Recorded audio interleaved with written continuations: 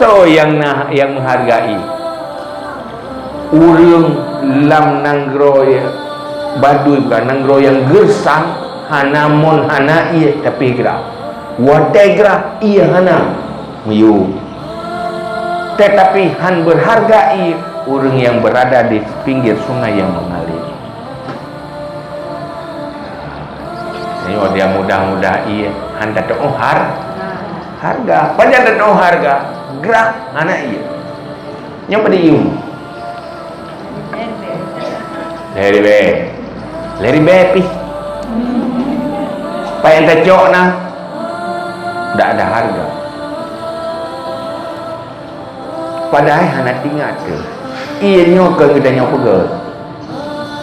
ia nyokan kita nyok punang dan han mampu tak pernah ia menyuhana alih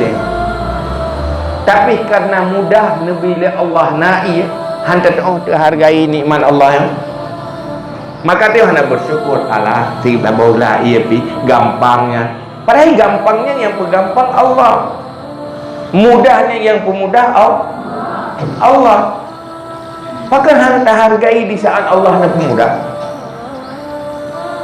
nyokan kan hargai di saat Allah nak pemudah tetapi hilang harga di saat memudahkan di Allah hanadu kasih sayang Allah memudahkan ke dia wategrah hanai mate te hanai taboh ke ber hai tim tukar wabah baru tim belak itu yang orang tu si hana ia kop rep ka anak ia tegra yang pada ium ia yang si peluang biji anak keput ke ber mate tu ham boleh gerah cakap ke ber kan kacok ke dia kebur ke kah ilung ia mana rupanya hiploh orang kebur na ayu pajat di saat hana ia dan mati dengan sebab hana ia orangnya hantar to'ong betapa baiknya Allah membuat mudah tajuk tak dapat ini numai ujian nu putra ke dayo kan kepun ni berkuang tiga go sebenarnya mangat tak tengok hiung je tapi hansi tak tengok hotel je batik aku ya di naujian ipadi ka ide ka cerah kok muyung ia na urang wa ada pah ia metak tak mati muyung ia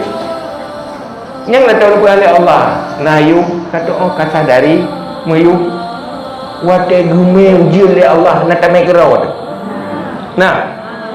kita dia ulangi dah bahu je dia kana kan buat Allah kan kepo nabi yang ke thau nabi tayo kan nagot Allah mampakan batas batas Allah dengar kalau ada mayang mentang ku palih roh ku sebenarnya dengan kubru akan Dik God Allah dik no tanya batas sadarilah baik aduh tak pernah God roh tu aduh salah-salah God roh salah-salah aduh salah dia tengok kan